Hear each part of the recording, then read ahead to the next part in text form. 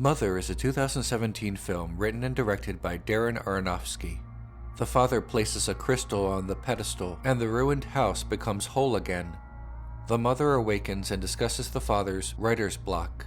The father invites two people into their home against the mother's wishes. More of the intruder's family arrives and one is murdered by another. Months later, more and more people arrive to read the father's poem, distressing the mother.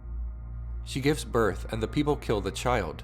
She sets the house on fire, destroying everything, and the father begins again with the crystal and a new wife. So, what is even going on in this movie? One interpretation is that Mother explores the desire to be loved, and how this can be dangerous both to oneself and to the people around you. The father, a poet, has writer's block.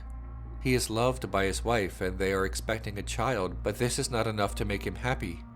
Even when the child is born, the father is focused entirely on his work and the adoration of his work by strangers. People he does not even know. People with whom he shares nothing except an interest in his poems. We see this desire from the perspective of the mother. Rather than watch the father hard at work in his study, we see the mother feel violated, invaded. People arrive in her home, filling it up to the point of it being intolerable. Eventually, the home that she so carefully put together is destroyed. The home is a kind of stand-in for her life, more like their life together. It is torn apart, bit by bit. She only wants a quiet life, a simple life, a loving husband and a child of their own, but the adoration of others, that's what the father needs. The mother wants real love. The love of her husband and the love that she will give to her child. But the father wants the love of everyone else, the love of strangers, of admirers. But this love is a false love. It is controlling. He treats her as someone with no agency in her actions. His love is demanding and can never be satisfied. Eventually their love, their life together, is over, and the mother burns the house to the ground. The father ruined the house, but the mother is the one who finally calls it quits. A divorce of sorts. Afterward, a new woman appears in the bed. A new wife for the father to abuse. And with this, the events start all over again. Mother is a 2017 film written and directed by Darren Aronofsky. One interpretation of the film is that it is autobiographical. The father is Aronofsky himself, a creator, a writer, someone who fashions art and hopes that the world will understand it and appreciate it. The father is a poet. Years ago, his writing was in vogue, much like Aronofsky was the toast of the town with critically acclaimed films like Black Swan and The Wrestler, but now he is stuck trying to develop something new and original. The fans have moved on and he wants them back. The mother is Aronofsky's former partner. Even outside of the personal, Mother could be an examination of the creation of art in general and the culture around artwork, around media. More and more people flock to the father's home to lavish praise upon his poem, and this becomes a kind of drug to the father. The desire for fame is intoxicating.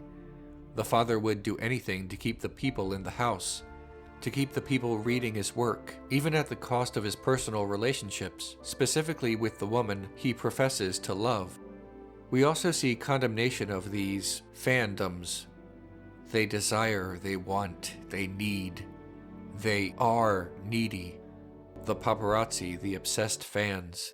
Their interest in the art does it more harm than good as they ruin the house and devour another creation, the child. Admirers of media can be selfish, and the artists themselves can be just as selfish. In the end, this will not stand, and the mother's wrath burns down the house. The father, learning nothing from these events, begins everything again, dooming himself and his new partner to the same fate. The allure of the fame that comes with creating art is too great. Mother is a 2017 film written and directed by Darren Aronofsky. One interpretation of the film is that it's an allegory for the rise and fall of humanity, told through the Holy Bible and with a goal of teaching the importance of caring for both human beings and the earth we inhabit. In the beginning of the film, the father, who is God, creates the universe. The mother, who is Mother Earth, awakens. Her life with God is a kind of marriage, but God maintains stifling control over her. It's not an equal partnership.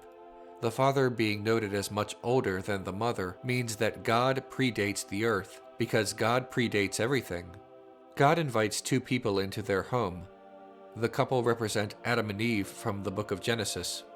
None of the characters in the film are given proper names, but I will refer to them by their biblical counterparts here. Adam's rib is taken out and used to make Eve. In the film, we see Adam has a wound on his rib. Eve tempts the mother with a dangerous fruit, in this case spiked lemonade. The couple intrude into the one place in the house they are not allowed to go, the study. They touch the one thing they are not allowed to touch, the crystal.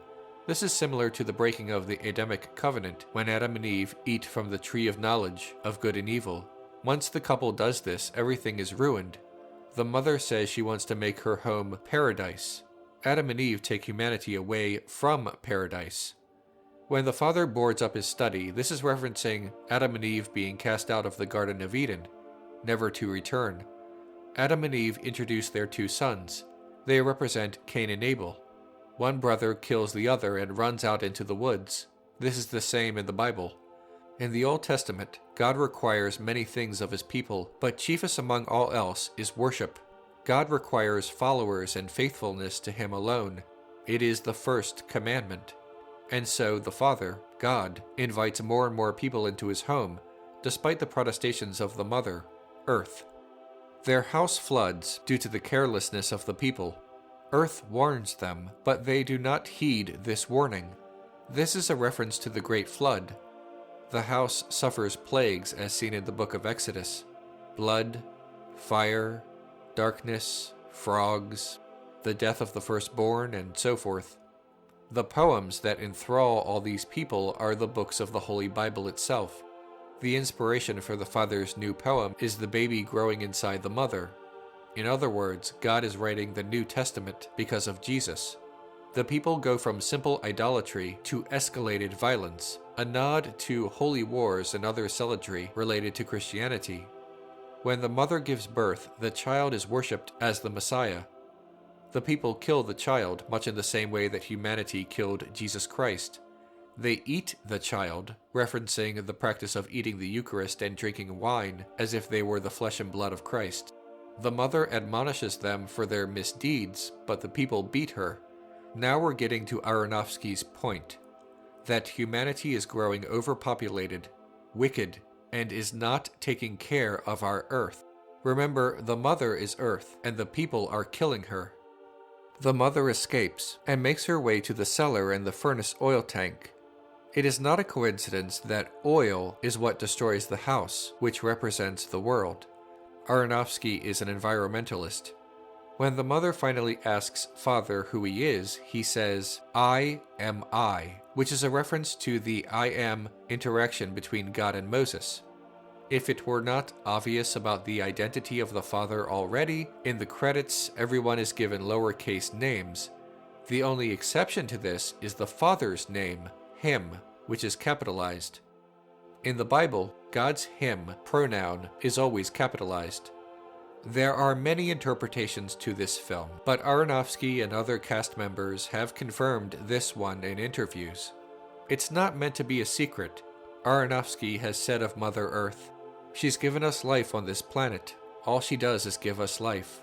We also see nature's wrath in the scene when Mother is attacking the crowd. The allegory is, here are these incredible infinite resources given to us and we abuse it all. We don't follow lessons from kindergarten to clean up your own mess. We are empathizing with Mother Nature, feeling her pain and her wrath. The religious text is great mythology. It may be uncomfortable for critics and fan theorists to call authorial intention the correct interpretation.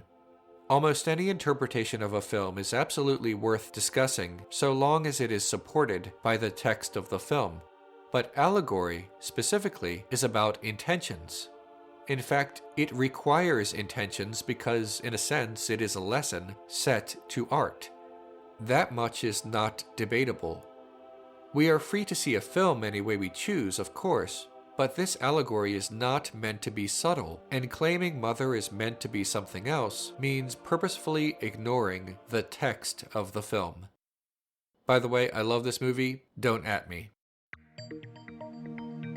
Hi everyone, if you like what I do, please click on the orange Patreon link below. That's how this show happens. It's also the only way to request an episode. Also, please like, share, subscribe, and click on the notification bell so that you never miss an episode. I'll see you next week.